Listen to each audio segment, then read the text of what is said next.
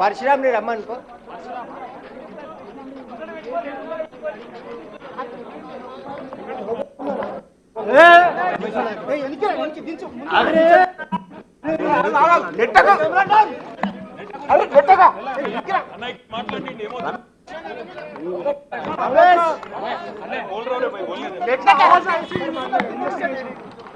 ACB వాళ్ళు దాదాపుగా మాట్లాడి అన్న ఇక్కడ మాట్లాడి భయ్యా. ఏసీబీ వాళ్ళు అన్ని ప్రశ్నలు ఏవైతే అడిగారో వాటన్నిటికీ సంతృప్తికరంగా నాకు ఉన్న అవగాహన మేరకు, నాకు తెలిసిన మేరకు వివరంగా సమాధానం ఇచ్చాను.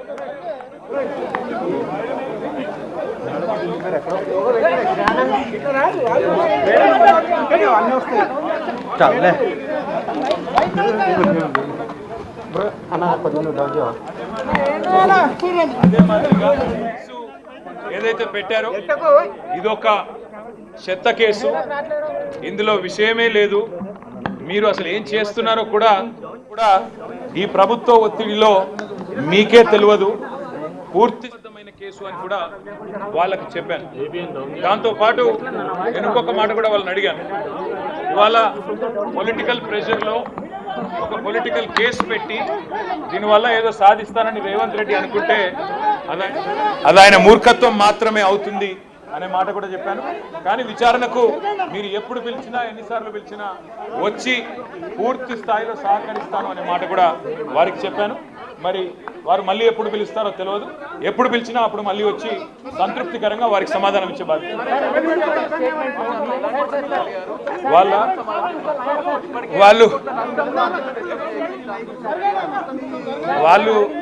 వాళ్ళు పాపం రేవంత్ రెడ్డి రాసిన 4-5 ప్రశ్నలు పట్టుకొని ఆ 4-5 ప్రశ్నలే 40 రకాలుగా అడిగారు. కొత్తగా అడిగింది ఏమీ లేదు, కొత్తది ఒకటి కూడా లేదు. ఇందులో నేను అడిగింది ఒకటే, వాళ్ళు పైసలు ఇక్కడికి వెళ్ళి పంపించినామని చెప్తున్నా, అక్కడ పైసలు ఉన్నాయని వాళ్ళు చెప్తుండ్రు, కరప్షన్ ఎక్కడ ఉంది అని అడిగినా. మీడియా మీద దాడేందుకు? ప్రాబ్లం ఏంది? ఇక్కడ మాట్లాడితే ప్రాబ్లం ఏంది? ప్రాబ్లం ఏడుంది? మీడియా పాయింట్ ఏడుంది? ఎక్కడుంది? ఇక్కడ మాట్లాడితే ఏమి వచ్చింది? ఏమి ఇబ్బంది అయింది? ఏం ట్రాఫిక్ అలో చేయాలా? ఇక్కడ అన్ని బ్యారికేడ్స్ పెట్టి ఎందుకు ఇంత భయం? ఎందుకు మాట్లాడితే మీడియాతో? మరి భయం కాకపోతే ఏంటండి? అదే మీ డ్యూటీ మీరు చేస్తున్నారు, సరే, వాళ్ళ డ్యూటీ ఏదో వాళ్ళు చేస్తున్నారంట. మళ్ళీ మాట్లాడదాం. Thank you. జై Telangana. Okay okay okay okay.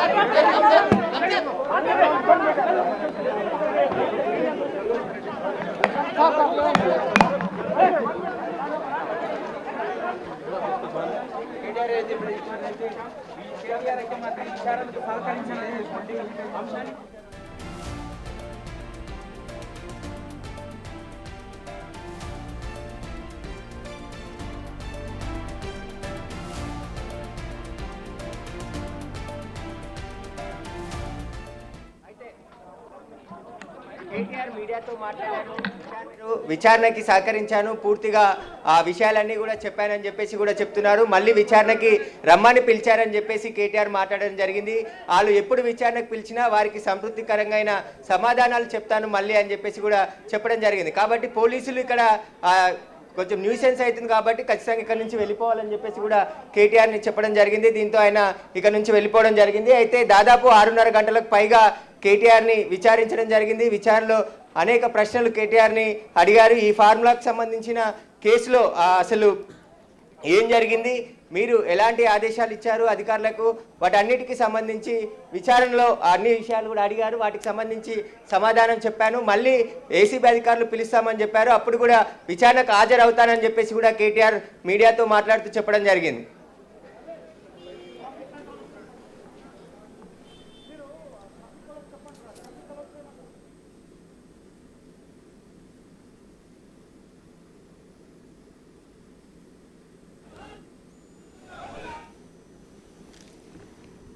Right Suresh, మరి ఇప్పుడు ఏసీబీ కార్యాచరణ ఎలా ఉండబోతుంది, నెక్స్ట్ ఏం చేయబోతున్నారు, సో మళ్ళీ ఎంక్వైరీ ఎప్పుడు చేయబోతున్నారు, దీనికి సంబంధించి ఏమైనా అప్డేట్స్ ఉన్నాయా?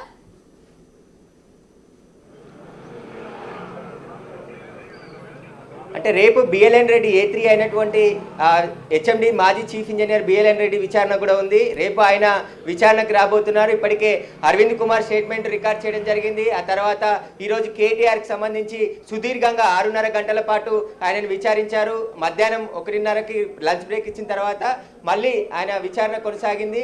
ఇప్పుడే కొద్దిసేపటి క్రితమే ఆయన విచారణ ముగించి బయటికి రావడం జరిగింది. ఇక మీడియాతో మాట్లాడి ఆయన దీనికి సంబంధించిన పూర్తి విషయాలు చెప్పడం జరిగింది. ఎందుకంటే ఈరోజు జరిగిన విచారణకు సందర్భంగా ఏం జరిగిందనే దానిపైన పోలీసుల ఏసీబీ అధికారులకు పూర్తి సమాచారంకి సంబంధించి సహకరించాను. నేను వాళ్ళు అడిగిన ప్రశ్నలన్నిటికీ సమాధానం చెప్పాను. ఈ కేసు అసంబద్ధమైన కేసు, అసలు ఈ కేసే లేదు, ఇలా అవినీతే జరగలేదు అని చెప్పేసి కూడా నేను చెప్పాను. అసలు డబ్బులు కంపెనీకి బదిలీ అయ్యాయి, దానివల్ల నాకు ఇలా ప్రయోజనం చేకూరుతుంది అని చెప్పేసి కూడా మాట్లాడానని చెప్పేసి చెప్తున్నాడు.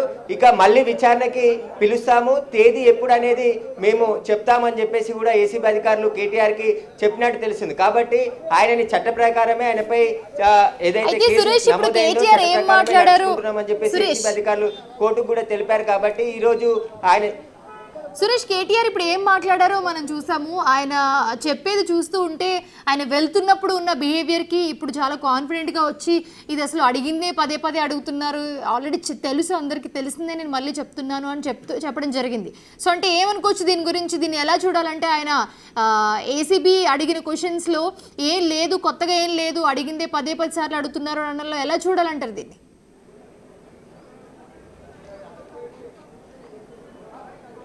అంటే ఎన్ని రకాలుగా అడిగినా ఆయన అంటే మొదటి నుండి కేటీఆర్ అదే చెప్తున్నాడు, అడిగిన ప్రశ్నలే మళ్ళీ అడుగుతున్నారు,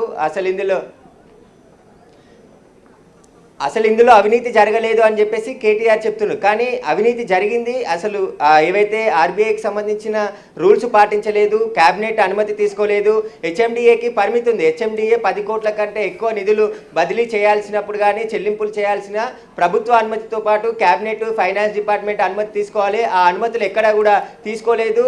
ఎలక్షన్ కోడ్ ఉన్న సమయంలో అధికారులకి ఆదేశాలు ఇచ్చి ఆ కంపెనీకి డబ్బులు ఏ విధంగా బదిలీ చేయాలన్నారు. అసలు ఈ గ్రీన్కో కంపెనీకి సంబంధించి గ్రీన్కో కంపెనీ స్పాన్సర్షిప్ ఎలా ముందుకు వచ్చింది, వారితో జరిగిన అగ్రిమెంట్లు ఏంటి, వారిని ప్రతిపాదించింది ఎవరు అనే దానిపై కూడా కేటీఆర్ని ప్రశ్నించడం జరిగింది. అంటే ఇక్కడ 55 కోట్లకు పైగా ప్రజాధనము, హెచ్ఎండిఏకి సంబంధించిన నిధులు పూర్తిగా దుర్వినియోగమయ్యాయి. దానివల్ల ఎలాంటి ఉపయోగం లేకుండా పోయింది.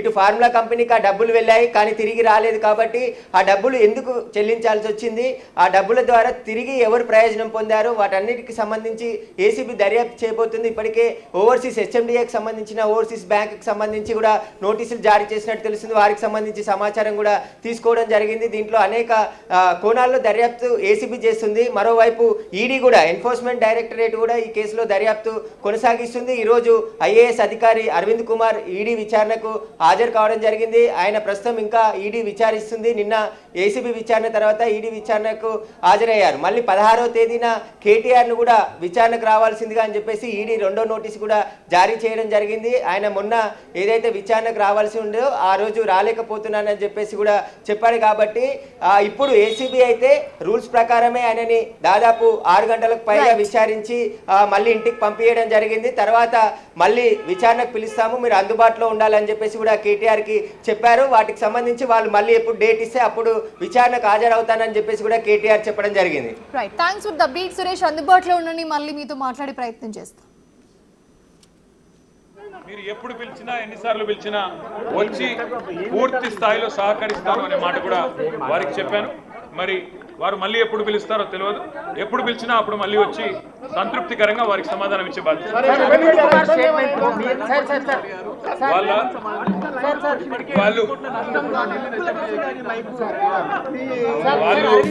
వాళ్ళు పాపం రేవంత్ రెడ్డి రాసిన 4-5 ప్రశ్నలు పట్టుకొని ఆ 4-5 ప్రశ్నలనే 40 రకాలుగా అడిగారు. కొత్తగా అడిగింది ఏమీ లేదు, కొత్తది ఒకటి కూడా లేదు. ఇందులో నేను అడిగింది ఒకటే, వాళ్ళు పైసలు ఇక్కడికి వెళ్ళి పంపించినామని చెప్తున్నా, అక్కడ పైసలు ఉన్నాయని వాళ్ళు చెప్తుండ్రు, కరప్షన్ ఎక్కడుంది అని అడిగినా సమాధానం లేదు. కానీ విచారణకు మీరు ఎప్పుడు పిలిచినా, ఎన్నిసార్లు పిలిచినా వచ్చి పూర్తి స్థాయిలో సహకరిస్తాను అనే మాట కూడా వారికి చెప్పాను. మరి వారు మళ్ళీ ఎప్పుడు పిలుస్తారో తెలియదు.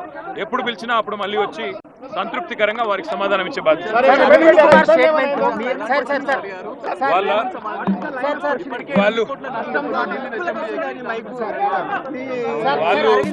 వాళ్ళు పాపం రేవంత్ రెడ్డి రాసిన 4-5 ప్రశ్నలు పట్టుకొని ఆ 4-5 ప్రశ్నలనే 40 రకాలుగా అడిగారు. కొత్తది అడిగింది ఏమీ లేదు, కొత్తది ఒకటి కూడా లేదు. ఇందులో నేను అడిగింది ఒకటే, వాళ్ళని పైసలు ఇక్కడికి వెళ్ళి పంపించినామని చెప్తున్నా, అక్కడ పైసలు ఉన్నాయని వాళ్ళు చెప్తుండ్రు.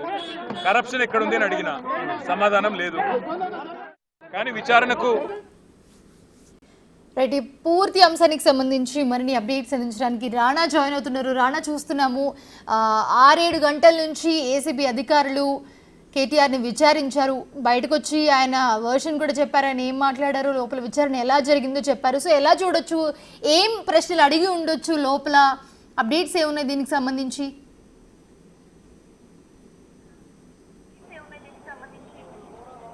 ఎస్ మౌనిష, ఉదయం 10 గంటలకు కేటీఆర్ ఏసీబీ ఆఫీస్కి వచ్చారు. అప్పటి నుంచి కూడా కీలకమైనటువంటి క్వశ్చన్స్ వేశారు. కాకపోతే అక్కడ క్వశ్చన్స్ అడిగింది వేరు, కానీ బయట కేటీఆర్ బయటకు చెప్పినటువంటి క్వశ్చన్స్ వేరు. కేవలం 4 క్వశ్చన్స్ మాత్రమే నన్ను అడిగారు, తిప్పి అడిగారు. పైగా నేనే వాళ్ళని ఏసీబీ అధికారులను క్వశ్చన్ చేశారన్న రీతిలో కూడా ఆయన ఇంతాక ఒక ప్రెస్ మీట్లో చెప్పినటువంటి వ్యాఖ్యలు మనం చాలా స్పష్టంగా చూసాం. కాకపోతే అక్కడ చాలా క్లియర్గా మీరు మొదట నేనే దీనికి సంబంధించి మొత్తం ఆర్డర్స్ ఇచ్చాను, వాళ్ళు ఫాలో అయ్యారు, ఎక్కడ అవినీతి లేదనేసి నేనే అడిగాను అనేసి ఆయన చెప్పారు. దాంతోపాటు గతంలో మనం చూసాం, క్వాష్ పిటిషన్ వేసినప్పుడు ఆయన అఫిడవిట్ సమర్పించినప్పుడు దాంట్లో చాలా క్లియర్గా అసలు ఎంటారు నాకు సంబంధమే లేదు, మొత్తం అధికారులే ఇదంతా చేశారనేది కూడా అప్పుడు చెప్పాడు. కానీ ఇప్పుడు మాత్రం బయటకు వచ్చిన తర్వాత నేను ఇచ్చాను, ఇక్కడ ఇంకా ఎక్కడ అవినీతి ఉందనేసి కూడా అతనే ఒప్పుకున్నట్టుగా చెప్తున్నటువంటి నేపథ్యం దగ్గర. అయితే అక్కడ ఏసీబీ అధికారులు కేటీఆర్ చెప్తున్నట్టుగా కేవలం 4 క్వశ్చన్స్ మాత్రమే అటు తిప్పి ఇటు తిప్పి ఏమీ అడగలేదు.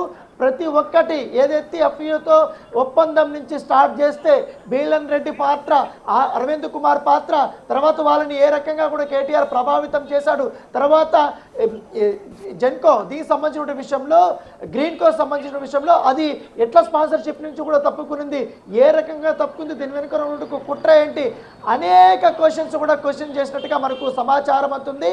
వాటికన్నిటికీ కూడా కొన్నిటికి సమాధానం చెప్పలేదు, కానీ కొన్నిటికి మాత్రం సమాధానం మాత్రం తనకు వచ్చినట్టుగా సేమ్ ఇప్పుడు ఎంత కాన్ఫిడెంట్గా చెప్పాడో అదే కాన్ఫిడెంట్గా అక్కడ కొన్ని చెప్పారు.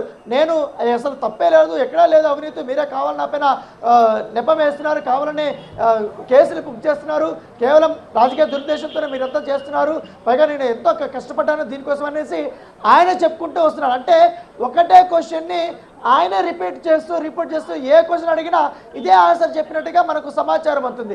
ఎక్కడా కూడా ఏసీబీ అధికారులు ఈయన రిపీటెడ్ క్వశ్చన్స్ అడగల, రిపీటెడ్ సమాధానాలు ఈయన చెప్పినట్టుగా మనకు తెలుస్తుంది. దానితో పాటు ఇక్కడ కేటీఆర్ ఉదయం 9:30 నుంచి అక్కడ ఇంటి నుంచి స్టార్ట్ అయ్యాడు, 10 గంటలకు ఇక్కడికి వచ్చాడు. అప్పటి నుంచి ఏసీపీ కార్యాలయం వరకు, అంటే నంది హిల్స్లో ఉన్నటువంటి ఇంటి నుంచి ఇక్కడ వరకు దాదాపు 200 మంది పైగా పోలీసులు ఉదయం నుంచి కూడా సెక్యూరిటీ పెట్టారు. ఎందుకంటే ఆయనకి ఏమి ఇబ్బందికరమైన పరిస్థితి లేకుండా, ఎవరికి ఎటువంటి ఇబ్బంది లేకుండా సెక్యూరిటీ ఏర్పాటు చేస్తారు. అయితే 7 గంటల పాటు ఆయన విచారణ ఎదుర్కొన్నారు. దాంట్లో గంట పాటు లంచ్ బ్రేక్ అయిపోయింది. తర్వాత మామూలుగా ఎవరైనా విచారణకు ఎదుర్కొంటే